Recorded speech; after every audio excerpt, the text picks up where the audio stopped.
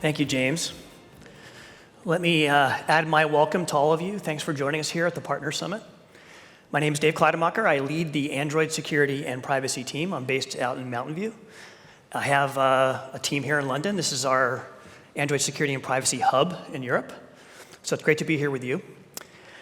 So I'm going to share some reflections on the current state of mobile security and privacy. And when I thought about how to make that interesting, it's actually quite a challenge because security is kind of boring. How many of you actually work in security at all, like have it as a part of your main part of your job? Okay, but several of you. When people call the security team, that's usually not good news. So we want it to be quiet, right? Quiet is good. No news is good news.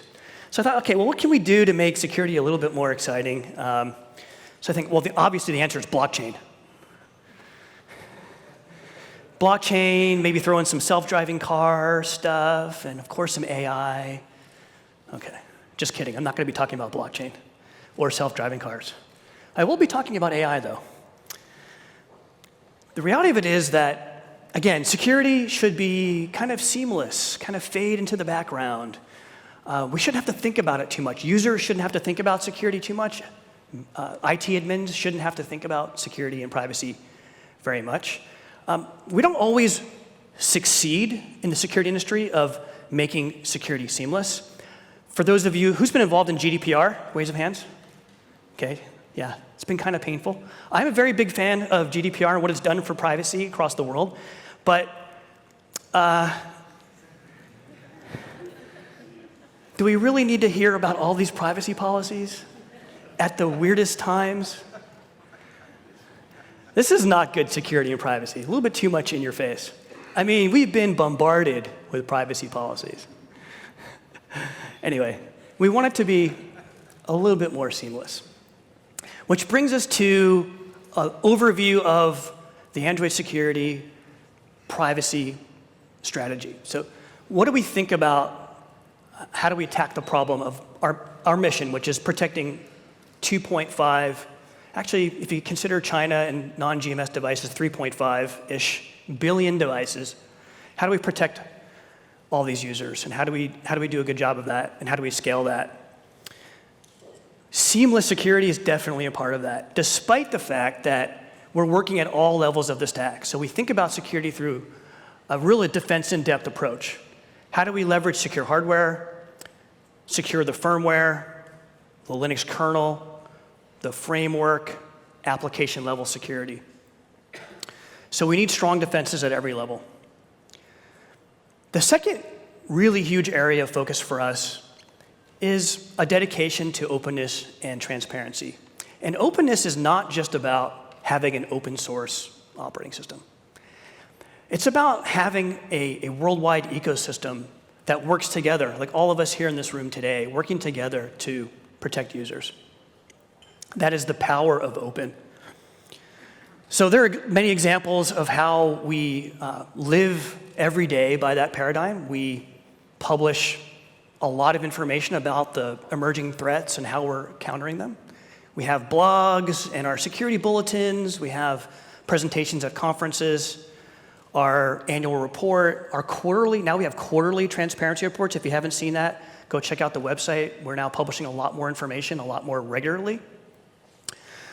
My personal opinion is that being open breeds trust. And in contrast, when you have a closed platform, it actually ultimately is going to breed distrust. Now, being open, in the early days of Android, being open and open source wasn't awesome for security. When Android was relatively immature, there were a lot of bugs, a lot of exploits, and researchers found it very easy, because it was open source, to find bugs and publish research about them. Those same shallow bugs existed in other platforms, but when it's closed, it's a little bit more difficult to find it, so you just go where the low-hanging fruit is. As Dave mentioned earlier, the maturity of Android has dramatically increased over the past 5+ years, to the point where those shallow flaws are not there. I mean, not completely gone, but they're very rare. And so to find an exploit requires very sophisticated research, requires oftentimes very complex exploit chains. And so when you have this like very complicated environment to find flaws, the security attackers don't actually need source code to find those flaws. And so now the power of open is really starting to be a force multiplier because you need more eyes finding those exploit chains, finding those vulnerabilities. And with Android, we have the worldwide community of researchers, partners, OEM partners have security teams that work very closely with us, EMM partners, security companies. It is a force multiplier of protection. And what you're seeing now in closed platforms is the researchers now, because all the low-hanging fruit are gone, they're actually saying, you know, we might as well just go look at all the closed platforms, and guess what? They're finding lots and lots and lots of exploits. The difference now is that there's no way for the rest of the security community to understand what's going on. There's not a lot of transparency, and so that is where you see some distrust. I think that force multiplier, the power of open, is going to be an accelerator in terms of the advantage of Android in the security world and in the enterprise world. Another really important part of the strategy for Android security and privacy is leveraging the security teams across Google. There are thousands of security professionals that wake up every day at Google thinking about how best to protect users and the business. We have Google identity teams, cloud security, browser security, corporate security, IT security. So I used to be at BlackBerry before I came to Google, and I met a lot of CISOs. CISOs who were working on the most important high-value enterprises where they really, really, truly understood the value of security, mobile security, IT security. And I'm just blown away at Google. The corporate security team is the best I've ever seen. And it's not too surprising. Google is a very attractive target for state-sponsored attacks, as you can imagine. And so we have to be at the top of our game. And mobile endpoints are, of course, a very interesting surface area of attack. And so they hold us to a very high standard, and that helps us do better, and it helps us do better for all of your customers as well. So how do we think about the focus areas? Where do we spend our energy, our time in addressing mobile security? There are really three big buckets. Application safety, this is really the largest investment that we're making today. It's where I think the biggest risk is in the application behavior. You do not need to break the Android security model to abuse users. All you need to do is put up a dialog box that asks for your user ID and password. You don't have to break the security model to do that.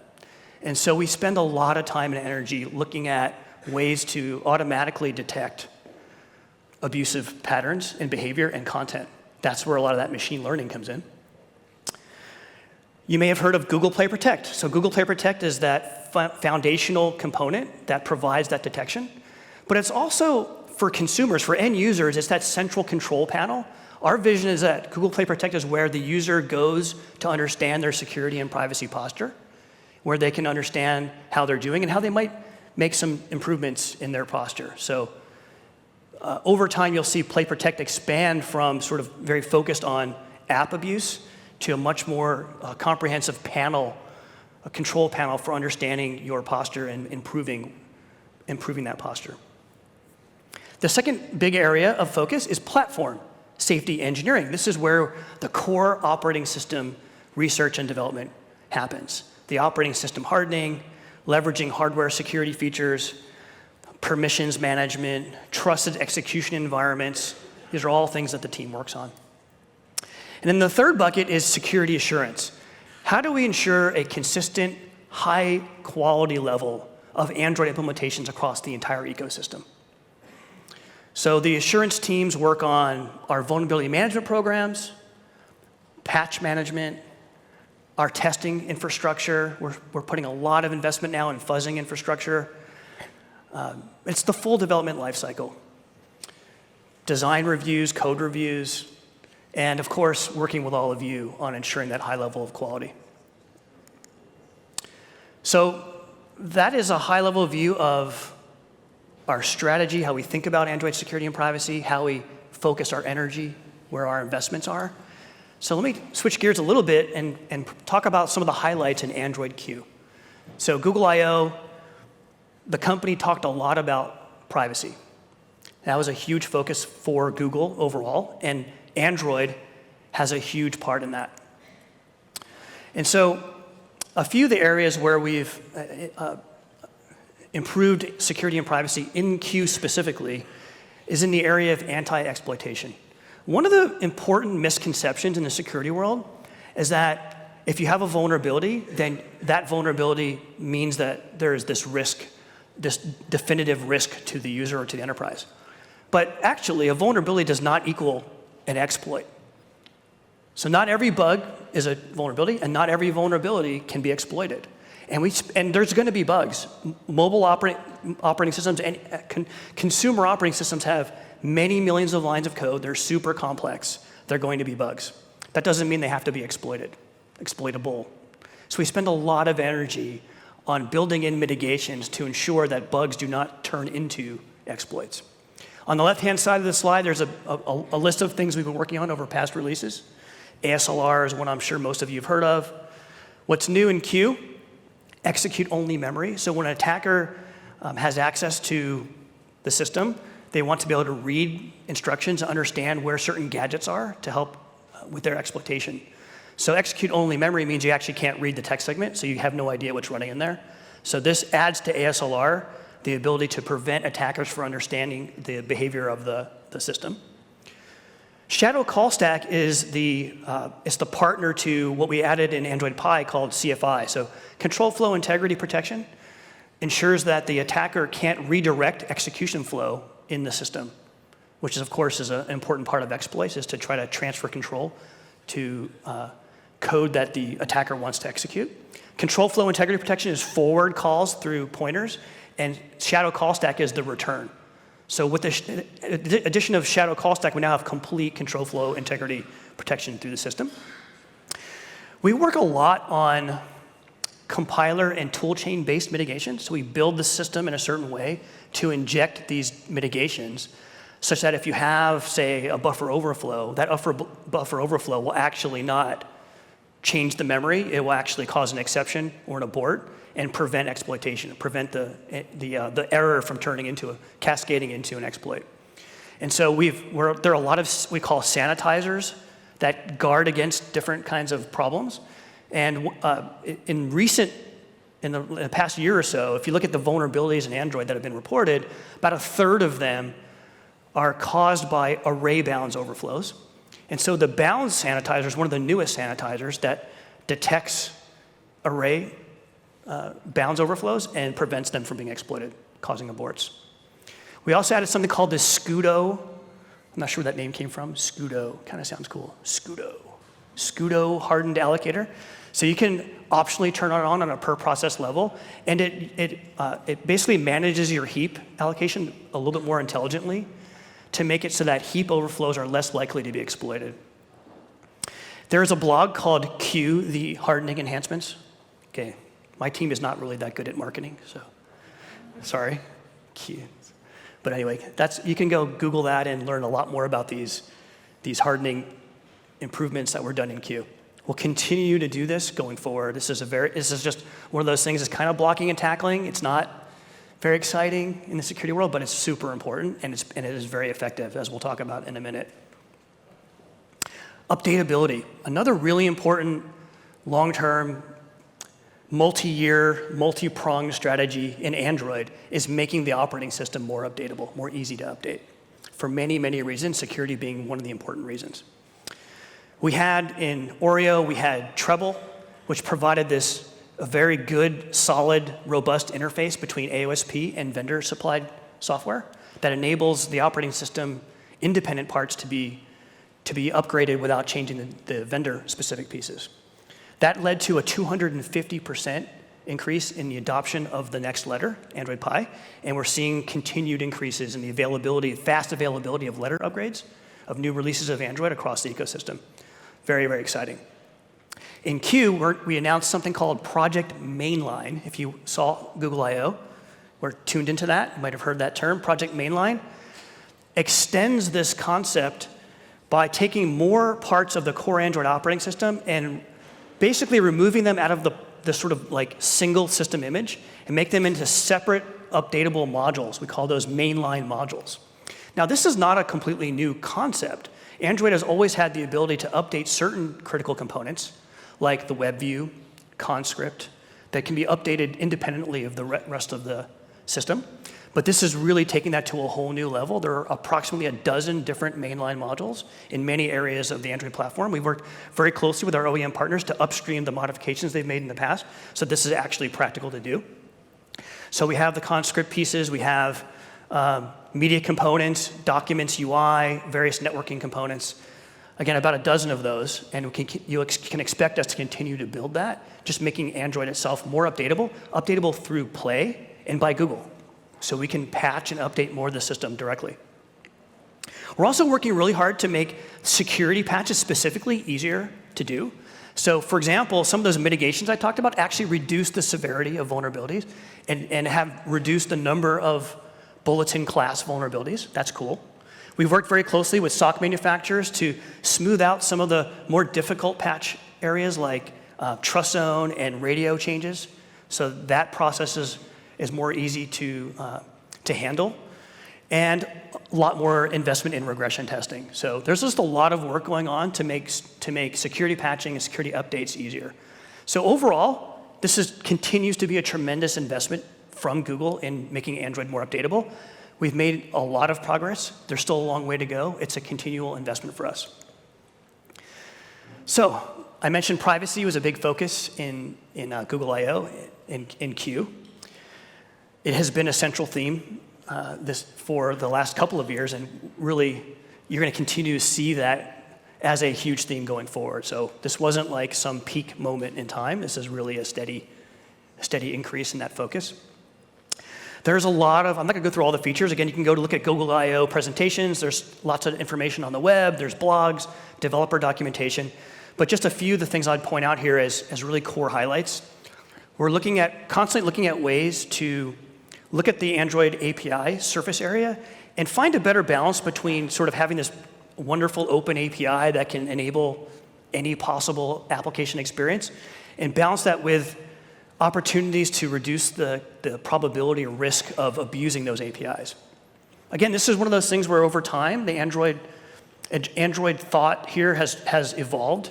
And so there are certain things like background activity launches where it kind of seemed like a good idea at first. Like apps can like launch Windows in the background.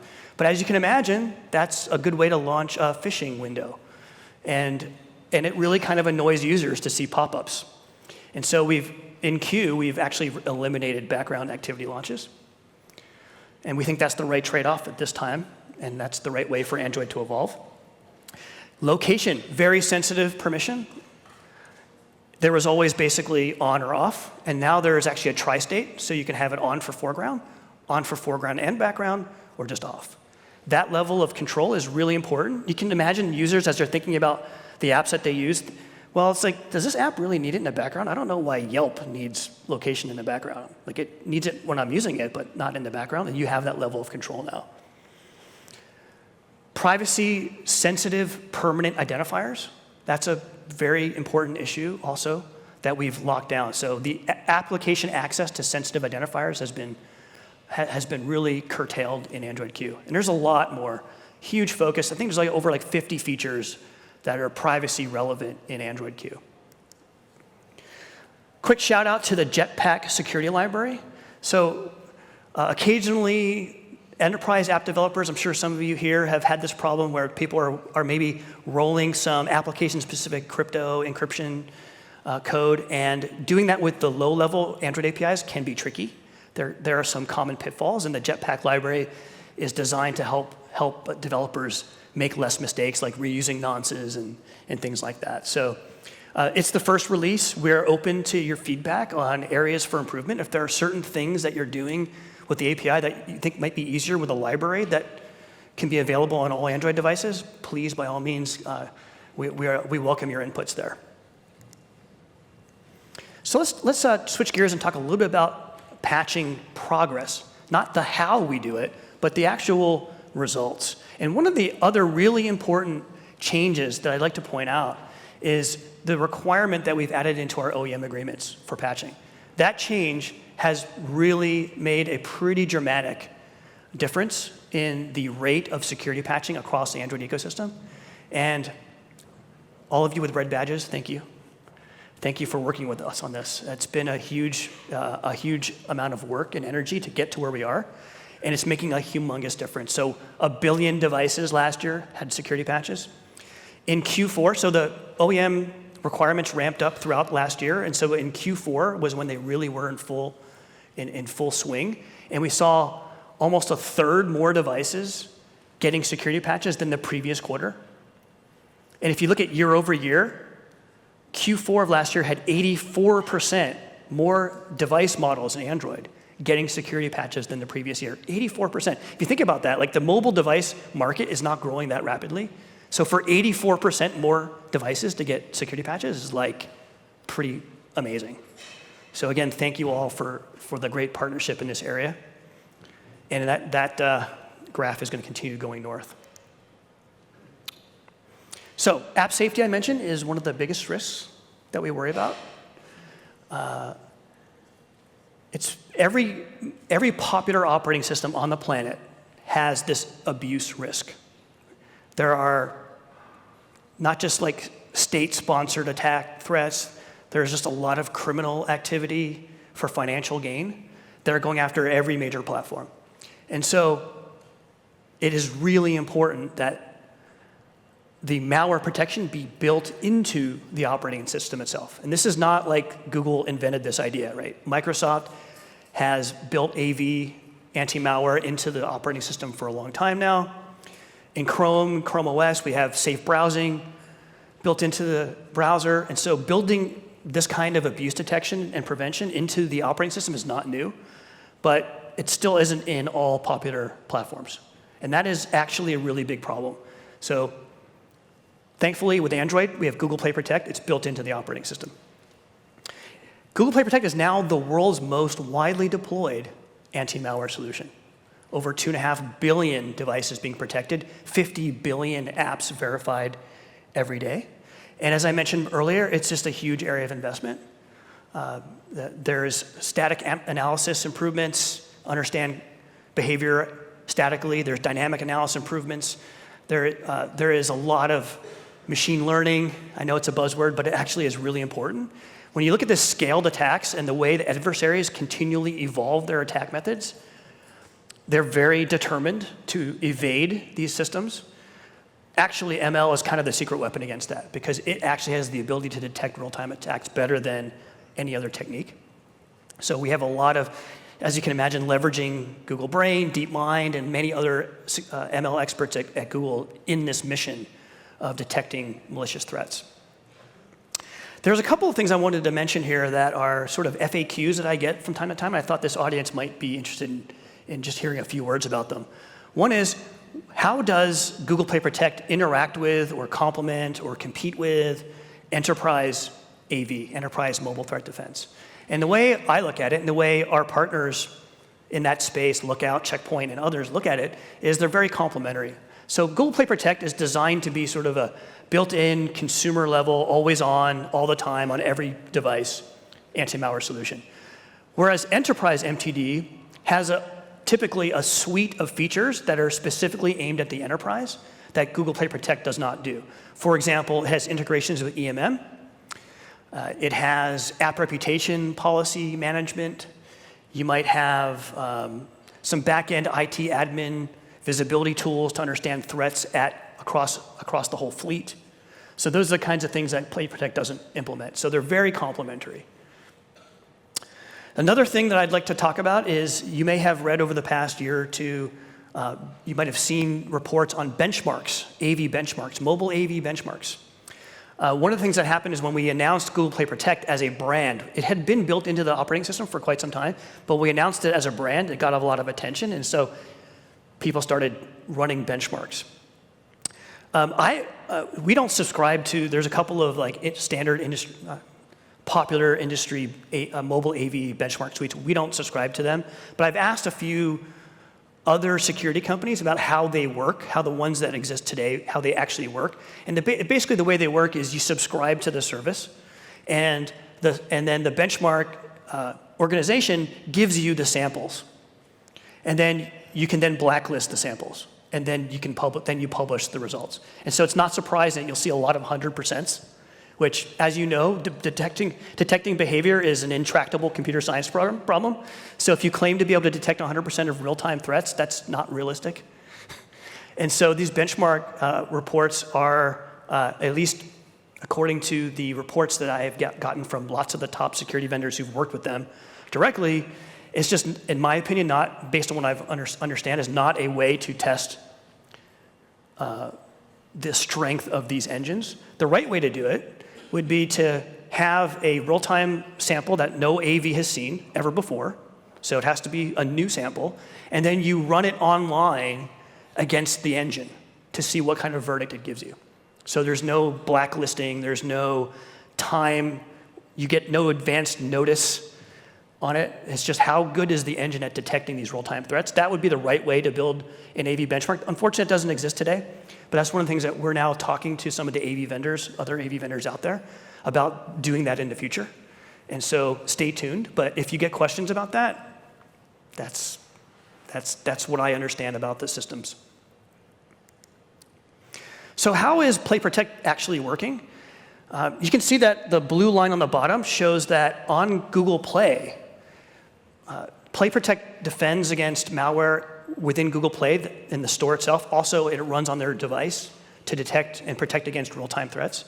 And what we're seeing is the odds of the average user, consumer, seeing actual malware on their device is kind of like the odds of getting hit by lightning at this point.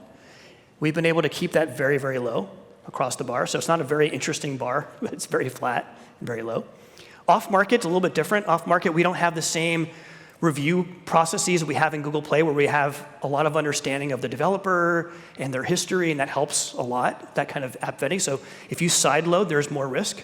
And you can see that the risk is quite a bit higher, still about 8 or 9 times higher than the risk of just using Play.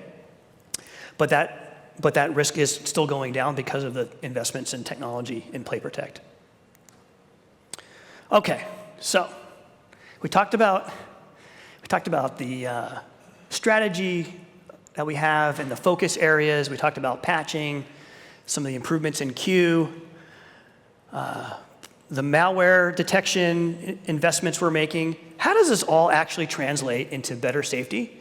One of the biggest problems we have in the security world is, how do you define what is safe or what is secure? How do you objectively measure that? It's actually a really huge problem. It's something that we spend a lot of time thinking about, is getting the right kind of objective information to understand progress. Ideally, that data actually comes from independent sources. That's what we want. And so here's one piece of information. In 2018, there were no critical severity vulnerabilities affecting the core Android platform that were publicly disclosed without a mitigation, without a patch or some other technical mitigation. Now, that won't always happen. It's unlikely to happen every year, but in 2018, 0. That is pretty amazing to think about.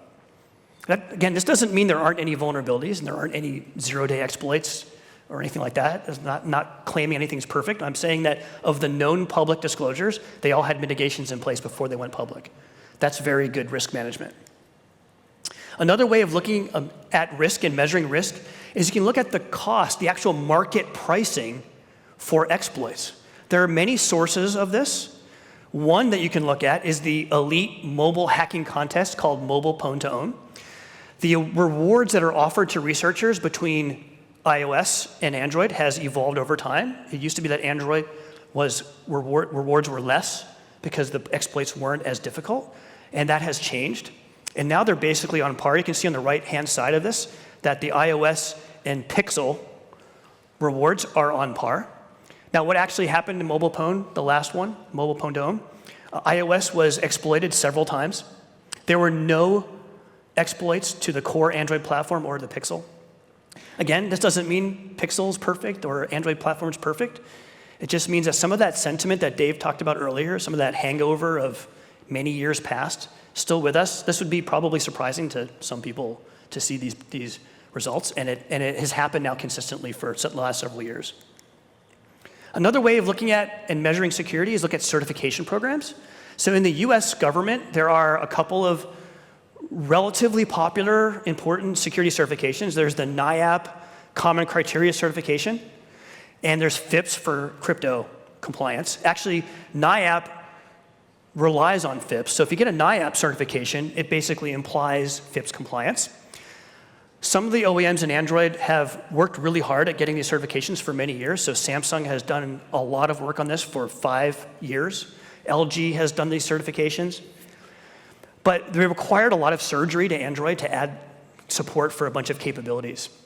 And so what we've been doing for the last couple of years is working really hard to add those into AOSP as much as we can. So over Android Pie and now in Q, we've addressed as many as we possibly can of the NIAP compliance requirements in Android. So they're all built into AOSP, they're built into Boring SSL, and so the bar to achieve this certification is actually quite low now. And so any of the people with red lanyards who haven't done this certification, who are looking at that feather in the cap or looking at how do I break into the US government more, that's of interest, then this certification might be of interest, and we will be very happy to help you through that, to work with you in the lab to make that go smoother. So we're excited about those changes. Another thing you can look at in terms of understanding comparisons is there are, again, with Android, there's lots of researchers who are looking at these platforms. We get anecdotal feedback from them all the time. Here's a couple I just picked out because they just happened like in the last week. So the top one is the CEO of a company called Zerodium. You may have heard of. They do bug bounties, vulnerability bounties on mobile. And I thought this was a pretty remarkable statement. In 2018, we've seen 5 times more full exploit chains on iOS than Android. The security mitigations for Android have increased considerably. The second tweet below is from the CEO of another company called Antidote. And this tweet really talks to what I mentioned earlier about the power of open. And you can see that there's this sort of like distrust thing, right? It's like there are these 0 days, people are finding them, but the security community really can't do much to help protect users because of the closed, because it's a closed platform. It's hard to inspect the platform, hard to help. And so I think, again, this is that false force multiplier where the difference in these two platforms is going to be even more stark going forward. So where do we go from here? There is still lots of room for improvement. One of the things that we think a lot about is the fact that we still don't trust our mobile devices for everything that we could and arguably should. How many of you in your pockets or bags today, right now, have a plastic credit card? Okay, just about everybody. How about some money, paper money or coins? Yes, almost everybody. How about an ID, plastic ID of some sort? Almost everybody. Isn't that silly? Think about that for a second. That is just really silly. Mobile devices have the technology and have the security capabilities to make all of those things go away. And they will go away. They are starting to go away now. We're working on embedded electronic ID. Very exciting kind of work going on there in the industry. You should be able to vote from your phone. Some people might think that's a crazy idea. Like totally, I believe that should be done. It will be done. That doesn't mean everything is only done in the phone. The phone might be a piece of the overall solution, but you should be able to vote from your phone. That will enable more people to vote. That would be a great thing. One of the things we've been working on in Android is enabling an app on your phone to be used to control a life-critical medical device. So we've been working on standards there. We've been working with the FDA. And it's pretty exciting. In Android 9, we created this new API called Protected Confirmation. If you haven't heard of that, I encourage you to go read about it because it's very cool. What it does is it leverages TrustZone to obtain a much higher level of confidence or assurance in the integrity of a critical transaction. So for example, if you have an app that is controlling an insulin pump, I want to make sure that if I program 2 insulin units into my body, that 2 won't be changed to 20. Very important.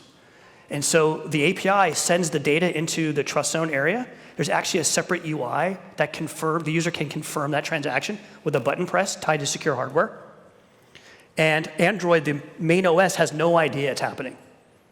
So that secondary secure hardware authentication of the command actually raises the assurance of that transaction a lot. That's pretty awesome. And so that is actually part of the definition that we've been working on with the FDA on that higher level of assurance for medical control. So these are all things that are going to help us break through that last ceiling of trust in mobile security. I think that's pretty exciting. But the thing I probably am the most excited about in security world over the past few months is something that I think is maybe the most important security improvement since like encryption, data encryption. This is really huge. It hasn't gotten as much, I don't know, media coverage like that it maybe deserves. How many of you have Google accounts? Almost everybody. How many of you have a security key, second factor authenticator for your account? Whoa, that is awesome. Almost all of you. That is really fantastic. This is the right audience to talk to you about this feature. Security key, of course, is by far the best way to protect your account. Someone who's phishing your credential remotely can't get into your account because you have that physical key. It's really simple, but it's not something that yet has proliferated across the world. And one of the reasons that people don't like carrying that separate key is go buy a key. Well, now your Android device can be that key.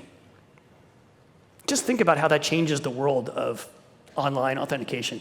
It's a complete game changer. And the world will soon realize how complete game changer it really is. Because of this addition, and because it was done in a way that is platform independent, actually all Android and newer Nougat and newer devices support this. There is also an implementation specifically that enables it to be backed by hardware key store. So on the Pixel, we use the Titan key to back the credential being used for this capability. So that might be really nice in government requirements for like derived credentials. Some enterprises might really care about that. But in general, the idea of using your phone for a security key is here. It is better than sliced bread. I'm very excited about it. It's very rare in the security world where security can be an enabler. Like having security fade into the background is like kind of like what we try to do, make security boring. But when security can actually be also an enabler of new experiences, like the ones I talked about in the previous slide, enabling medical control when we couldn't do it before, payments, identity, digital car keys, and enabling a key so that we can get rid of passwords. Like these are super exciting areas of security. Okay, so there was a lot of information to digest. I want to finish with one unreadable slide. I apologize that you probably can't read this, but I'll just talk through it a little bit. I guess if you take pictures of it, then you can maybe see it better. So what's going on in this world of how do you measure security better? There's actually a groundswell of activity going on in the Internet of Things.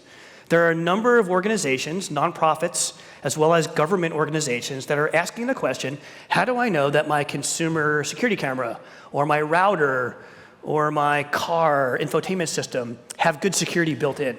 You walk into the retailer and there's 50 security cameras on the shelf, and you have no idea what they're doing. What are they doing do they have default passwords? Do they have encryption? How do they protect your privacy? No one has any clue.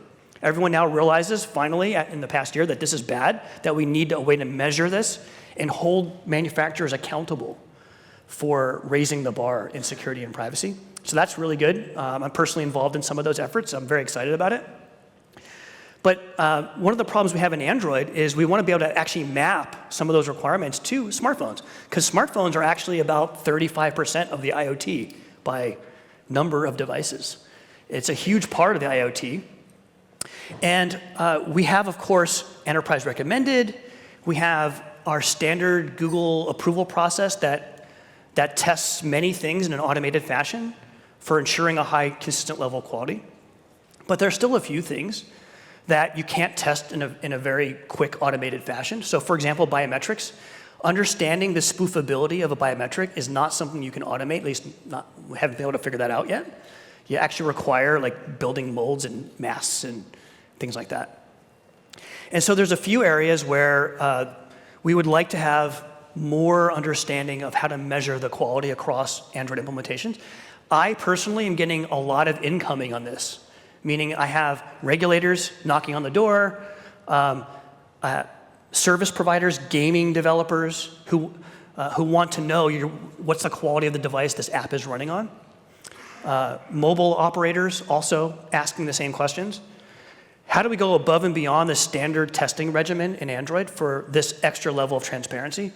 So we're starting to develop testing regimen for these gaps. We call this the Advanced Assurance Program, AAP. And the goal of that program is simply to enable our device partners with better testing and better analysis capabilities of these areas that have been causes of increasing concern in the ecosystem. And so I've highlighted a few of the mappings between these IoT standards and Android that I think are the ones that are getting the most attention. So if you are wearing a red badge lanyard, then you might want to think about these, and we're here to help reduce the risk in the future in these areas. Biometric quality, I mentioned, is a very important area, obviously. How do you know that the quality of the biometric is high enough? It can't be spoofed easily. Security patching is important, but like what rate of patching exactly? And what rate of uptake, what take rate on user devices are we seeing? And then finally, the preloaded software risk. Android, one of the beauties of Android is its customizability.